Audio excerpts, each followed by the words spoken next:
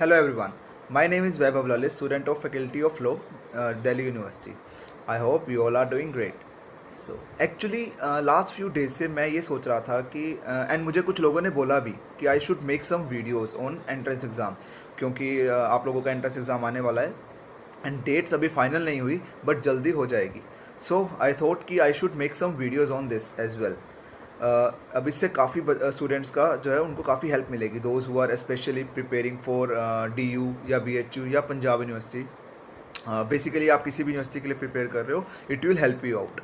अब हम लोग इस लेक्चर सीरीज़ में सिर्फ और सिर्फ लॉ का पार्ट ही करेंगे, जिसकी वेटेज 30 से 35% के नियर अबाउट होती है, क्योंकि कुछ करंट अफेयर्स जो हैं वो भी लॉ से रिलेटेड ही आते हैं. बेसिकली रिसेंट जजमेंट्स के ऊपर है, काफ़ी बार जो है क्वेश्चंस पूछे जाते हैं करंट अफेयर्स में.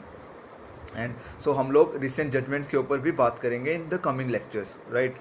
सो जिन बच्चों ने अभी शुरू किया है प्रिपेयर करना या जिन्होंने कर भी लिया है, उनकी भी एक क्विक रिवीजन हो जाएगी, right. So without wasting any time let's start with this lecture series. सो शुरू करने से पहले कुछ बेसिक चीज़ें जो हैं हमें उनके बारे में पता होना चाहिए. जैसे first is law. What is law?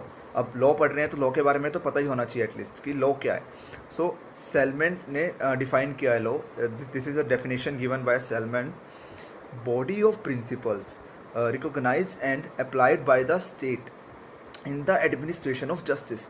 अब कुछ प्रिंसिपल्स जो कि स्टेट ने लेट डाउन किए हैं या फिर लेजिस्लेचर ने पास किए हैं इन द एडमिनिस्ट्रेशन ऑफ जस्टिस. अब जब भी आप किसी से पूछो कि लॉ क्या है, तो बच्चे ना एक कॉमन सा आंसर देते हैं कि law is like rules and regulations. No doubt layman की टर्म्स में ये बिल्कुल ठीक है, बट एज पर लॉ स्टूडेंट ये थोड़ा ठीक आंसर नहीं है, क्योंकि you know rules and law में काफ़ी डिफरेंस है. रूल्स की कोई ऐसा कोई बाइंडिंग पावर्स नहीं होती. रूल्स तो कोई भी बना लेता है. लाइक हम सबके घर में भी रूल्स होते हैं. Like we have some rules कि हमें जो है शूज़ जैसे घर के बाहर उतार के आने होते हैं before entering into the house. And ऐसे स्कूल्स में हम सब ने देखा है कि कितने सारे रूल्स होते हैं, कितने सारे ऐसे एरियाज़ होते हैं जहाँ पे स्टूडेंट्स की एंट्री अलाउड नहीं होती. अब सपोज़ गलती से कोई स्टूडेंट किसी ऐसे एरिया में एंटर कर जाता है स्कूल के, देन वो कहते हैं, then after entering into the area basically वो बोलता है कि सॉरी सर, मुझे नहीं पता था कि इस रूल के बारे में एंड मुझसे गलती से एंट्री हो गई एंड मैं आगे से इसका ध्यान रखूँगा and all, right. But in case of law कोई गलती हो जाए, वहाँ आप ये नहीं बोल सकते कि sorry sir, sorry police officer, मुझे नहीं पता था. सपोज जैसे आपने कोई रेड लाइन जंप कर दी या फिर कोई चोरी की या कोई भी ऐसा ऑफेंस किया which is prohibited by law, then you can not say sorry sir, I don't know that. फिर वो आपको अपनी लैंग्वेज में बताएगा सॉरी का मतलब, राइट. ऐसा क्यों है? Because ignorance of law is not an excuse. आप नहीं बोल सकते कि हमें नहीं पता था. There shall be no excuse. So यहाँ पे एक बाइंडिंग पावर है that you are bound by to follow the law, follow the rules, right. अब ब्रॉडली हम लोग लॉ को 2 कैटेगरीज में डिवाइड कर देते हैं. One is substantive law and the other one is procedural law. So substantive law जो laws होते हैं basically these are in the written form में जो हमारे लॉज हैं, जहाँ पे बेसिकली ऑफेंसेस को डिफाइन किया गया है, या फिर यू कैन से कि जो सिर्फ ये बताते हैं कि ये ऑफेंस है. जैसे कि आप लोगों ने न्यूज़ में भी या काफ़ी बार हम न्यूज़पेपर में या जब हम पढ़ते हैं तो काफ़ी बार हम सुनते हैं कि धारा 302 के तहत या एज पर सेक्शन 144 धारा 144 लग गई एंड दिस काइंड ऑफ. तो ये सब रूल्स हैं, ये सब जो प्रिंसिपल्स प्रोविजंस हैं, ये सब्सटेंटिव लॉ में जो है लेट डाउन किए जाते हैं. और दूसरे जो on the second hand procedural law basically ये बताता है, ये प्रोसीजर बताता है शुरू से एंड तक कि प्रोसीजर क्या होगा इसका, जो लॉज आपके सब्सटेंटिव लॉज में डिफाइंड है, IPC, family laws and contract, तो उसका प्रोसीजर यहाँ पे लेट डाउन है कि कैसे FIR होगी, कैसे पुलिस जो है आगे इन्वेस्टिगेशन वर्क करेगी एंड कैसे मैजिस्ट्रेट जो है अपना आगे फंक्शंस करेगा. सारा प्रोसीजर यहाँ डिफाइंड है. तो सब्सटेंटिव लॉज में आ जाएंगे आपके IPC, family law and contract, and procedure में आपका आएगा CRPC, CPC. CRPC is criminal procedure code and CPC is civil procedure code, right. Now today we will start with the criminal law first. IPC, Indian Penal Code. So, what is crime? अब a wrong committed against the society. अब basically जो crime है ना वो हमेशा society के ही against होगा. ये सोसाइटी एट लार्ज को इफेक्ट करता है. बेसिकली आप लोगों ने सबने देखा होगा इन केसेस ऑफ मर्डर या रेप कह लो या फिर जितने भी हीनियस ऑफेंसेस होते हैं ना, वहाँ पे जो विक्टिम है वो अकेला इफेक्ट नहीं होता, जिसके ऊपर ऑफेंस है वो अकेला इफेक्ट नहीं होता, पूरी एक सोसाइटी, पूरी जो कम्युनिटी है वो इफेक्ट होती है इन सब केसेस में। जबकि इन सिविल केसेस जैसे कि कॉन्ट्रैक्ट के केस हैं या फिर फैमिली लॉज हैं, वहाँ पे जो जिन दो पर्सन के बीच में कॉन्ट्रैक्ट हुआ, सपोज ए एंड बी के बीच में कॉन्ट्रैक्ट हुआ to purchase something, right. So अब अगर there is a breach of a contract, तो अब जो है पूरी सोसाइटी को इससे कोई इफेक्ट नहीं होगा, सिर्फ ए और बी जिनका कॉन्ट्रैक्ट टूटा है, बेसिकली जो ब्रीच हुआ है, सिर्फ उन दोनों को ही उससे अपना इम्पैक्ट होगा। But in cases of criminal law, जहाँ पे जब क्राइम होता है सोसाइटी के अंदर, तो पूरी की पूरी जो है सोसाइटी इफेक्ट होती है। So an unlawful act punishable by a state, as I said you, कि स्टेट के अगेंस्ट होता है क्राइम। आपने देखा होगा कि कितने जितने भी एग्जांपल हैं, सपोज अगर ए ने एक मर्डर कमिट किया, राइट, एंड जो मर्डर है वो हरियाणा में हुआ। सो अब केस का नाम भी पता क्या होगा, केस का नाम होगा A versus state of Haryana. So that's why it's always against the state. तो स्टेट ही अपना अदर पार्टी होती है in cases of criminal laws, right, in crime. So now there are two important elements, two main elements जो है crime के, वो है एक्टर सीरियस एंड मेन सीरियस। ये दोनों के दोनों एलिमेंट्स का होना जरूरी है किसी भी ऑफेंस को कमिट, किसी भी क्राइम को कमिट होने के लिए, राइट। अगर ये दोनों में से कोई भी एक प्रेजेंट नहीं है तो क्राइम जो है वो नहीं माना जाएगा। So first is actor serious. Actor serious basically क्या है, एन अनलॉफुल एक्ट। अब इसको मैं आपको एक एग्जांपल की तरह बताता हूँ कि कौन सा पार्ट को हम एक्टर सीरियस बोलते हैं। सपोज ए है, वो बी के पास आया, एंड ए के पास बंदूक है, एंड वो बी को मारने के लिए आया। सो अब जब वो आया एंड उसने बी को जो है गोली से मार दिया, he just shoot him down, right. So जो ये वाला पार्ट है ना, जहाँ पे उसने गोली चलाई बी के ऊपर एंड उसको मार दिया, that is shoot him down, वो ये पार्ट एक्टर सीरियस है। And the other one is mens rea. Mens rea क्या है, गिल्टी माइंड। वो ऑलरेडी सोच के आया, वो एक प्लानिंग करके आया कि भाई आज इसको मारना है, उसके मन में ऑलरेडी एक इच्छा थी, यू कैन से, हाँ, इच्छा थी उसको मारने की। तो दैट इज मेंसरिया। सो अब एक क्राइम करने के लिए इन दोनों ऑफेंसेस, दोनों एलिमेंट्स का होना बहुत जरूरी है, right. But there are some exceptions that we will deal later on, right. So अब जो है, आप जितने भी आप लोग एंट्रेंस एग्जाम की तैयारी कर रहे हो ना, उनको इस चीज़ का काफ़ी ध्यान रखना है। ये जो लीगल मैगजीम्स होते हैं ना, इनको तो अच्छे से याद करना ही करना है। ये कम से कम 2 से 3 मैगजीम्स, लीगल मैगजीम्स हर बार एग्जाम में आते हैं। एंड जैसे यहाँ पे एक लीगल मैगजीम है, काफ़ी इंपॉर्टेंट है, ये है acts non facit reum nisi mens sit rea. An act does not make one guilty unless the mind is also guilty. So यहाँ ये वही बात कर रहा है कि किसी भी पर्सन का, अगर कोई पर्सन कोई एक्ट कर रहा है, जब उसका माइंड ही गिल्टी नहीं है तो he can not be liable. I told you that कि दोनों एलिमेंट का होना जरूरी है, तो वो पर्सन लाइबल नहीं हो सकता। सपोज फॉर एन एग्जाम्पल, ए जो है वो जा रहा है अपने किसी जरूरी काम से घर से कार पे जा रहा है, राइट, एंड सडनली कोई बच्चा सामने आ गया गाड़ी के एंड एक्सीडेंट हो गया, राइट। तो अब क्या उसकी इंटेंशन थी उस बच्चे को मारने की? ऑब्वियसली नॉट, किसी कोई टेंशन नहीं थी उसको मारने की, बट अब एक्सीडेंट हो गया। सो अब ऐसे केसेस में अब उसको सजा थोड़ी करेंगे हम लोग, क्योंकि उसकी गिल्टी, उसकी कोई इंटेंशन नहीं थी। सो दैट्स वाई तभी आई सेड कि इन दोनों एलिमेंट का होना जरूरी है, एक्ट भी हो और वहाँ पे उसकी एक इंटेंशन, गिल्टी माइंड होना चाहिए, राइट। सो ऐसे केसेस में वो लोग एक्सेप्शंस में आउट हो जाएगा, जनरल एक्सेप्शन में चला जाएगा, एक्सीडेंट में चला जाएगा, राइट।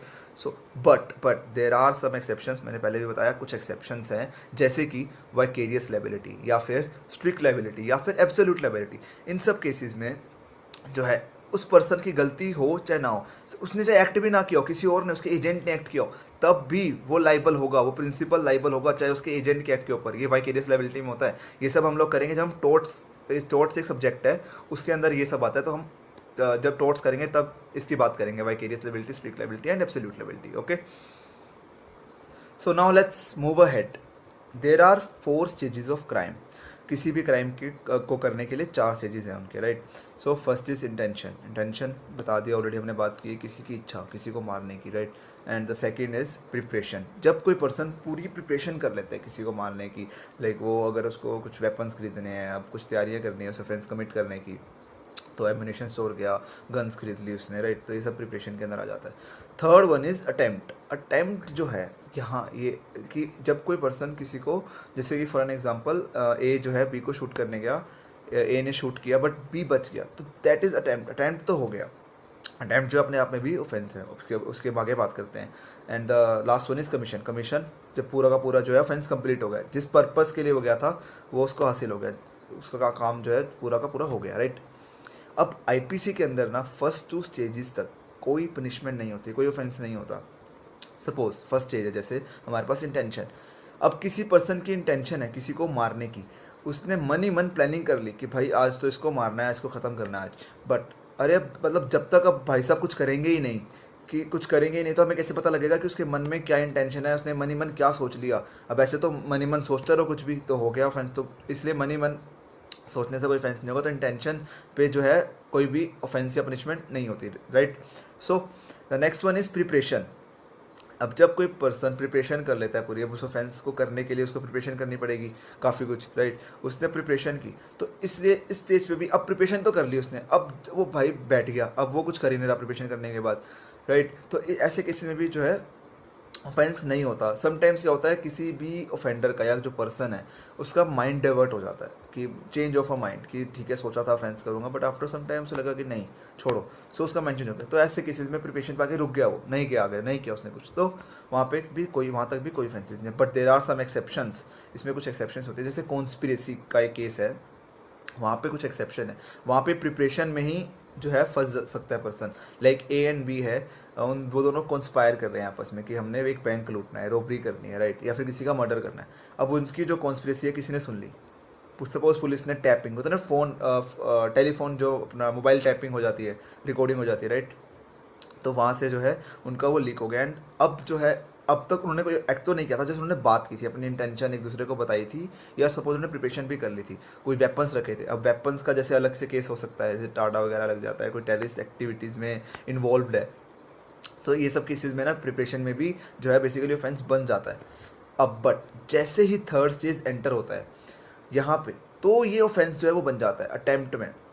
अब अटेम्प्ट में ऑफेंस क्यों बनता है बेसिकली, अब इसका ना एक रीज़न है। सोचो अगर अटेम्प्ट को ऑफेंस बनाया ही ना होता, देन उस पर्सन को एक अटेम्प्ट करने के बाद और मोटिवेशन मिलता कि नेक्स्ट टाइम वो उसे और अच्छे से करेगा, और अच्छे से करने की कोशिश करेगा। एंड लाइक अगर उसको वहाँ पे ना रोका गया ना, तो ऑब्वियसली वो बार बार उसे ट्राई करेगा करने की, right. So that's Y attempt को भी ऑफेंस बनाया गया। And the last one is commission. Commission तो मतलब चारों स्टेजेस जब पूरी हो ही गई, जब उसने जो सोचा था कर लिया, तो कमीशन तो वैसे खुद से ही ऑफेंस है, राइट। अब ये सब हुआ तो ऑब्वियसली इंजरी तो कॉज होगी किसी को, राइट। अब जो विक्टिम है बेसिकली जिसको इंजरी कॉज हुई, अब इंजरी जो है वो 4 तरह की हो सकती है, but that injury is to be illegal. वो इलीगली कॉज होनी चाहिए, ये नहीं कि किसी को लीगली कॉज हो रही है। Suppose for an example, police जो है, एक पर्सन है चोरी करके भाग रहा था या मर्डर करके भाग रहा था, एंड पुलिस उसको पकड़ने के लिए पीछे भागी। अब उस दौरान उस पर्सन को चोट लग गई, कोई गिर गया या पुलिस ने उसको अरेस्ट किया, तो अपना उसे चोट लग गई, ठीक है। तो कल को ये नहीं वो पुलिस के ऊपर भी केस कर दे कि भाई मुझे चोट लगी है, तुम्हारी वजह से लगी है, बिकॉज वो ऑलरेडी जो है इलीगल काम कर रहा था। जो पुलिस है ही is bound to do that act, तो पुलिस तो लीगली काम कर रहा है, तो जो उसको हार्म कोज हुआ वो तो लीगली हुआ ना, उस लीगली दौरान हुआ। तो इन दोज केसेस जो है वो इसके अंदर नहीं आएगा। तो जो हार्म जो है वो बेसिकली इलीगली कॉज होना चाहिए। अब 4 तरह की इंजरी हो सकती है, that is body, mind, reputation and property. अब बॉडी पे इंजरी हुई, सपोज जैसे कि कोई भी हो गया, हर्ट होता है, ग्रीवियस हर्ट हो गया, ये सब बॉडी के पार्ट है। मर्डर से लेकर छोटी से छोटी चोट, बड़ी से बड़ी तक, राइट, मर्डर तक, सब बॉडी के पार्ट है। माइंड, माइंड बेसिकली किसी को आप मेंटली हरासमेंट करते हो, अबेट करते हो सुसाइड करने के लिए, उसको माइंड पे टॉर्चर जैसे होता है। डाउरी केसेस में हमने देखा है, डाउरी डेथ्स होती हैं, उसमें टॉर्चर किया जाता है, जो वेडेड ब्राइड होती है उसको टॉर्चर करते हैं, right. And the other one is reputation. Reputation किसी की डेफमेशन, किसी को डिफेम कर दी किसी की जो रेपुटेशन, जैसे अभी रिसेंटली कुछ टाइम पहले अरविंद केजरीवाल और उनके उसमें केस हुआ था ना, Arvind Kejriwal and that finance minister, ex finance minister Arun Jaitley, sorry Arun Jaitley, तो इनका आपस में डिफेमेशन का केस हुआ था, right. So and the last one is property, जिसके अंदर आपका थेफ्ट, रॉबरी या mischief and all this kind of things, ये सब प्रॉपर्टी का केसेस है। सो जो बॉडी और प्रॉपर्टी है ना, ये काफ़ी इंपॉर्टेंट है। काफ़ी बार एग्जाम्स में इसमें क्वेश्चन आते हैं, खासकर बॉडी में से, that murder, culpable homicide, right. So next time we will start our conversation with the body first. हम लोग मर्डर, कल्पेबल होमिसाइड की बात करेंगे, और साथ ही साथ हम लोग बात करेंगे हर्ट एंड ग्रीवियस हर्ट की भी, राइट। सो ये सब हम लोग नेक्स्ट लेक्चर में इसके बारे में हम लोग नेक्स्ट लेक्चर में बात करेंगे। So I hope you like the video. Please don't forget to subscribe the channel अगर आपने आगे और वीडियोज़ भी देखनी है एंट्रेंस एग्ज़ाम से related, and also share it with your friends. Thank you very much.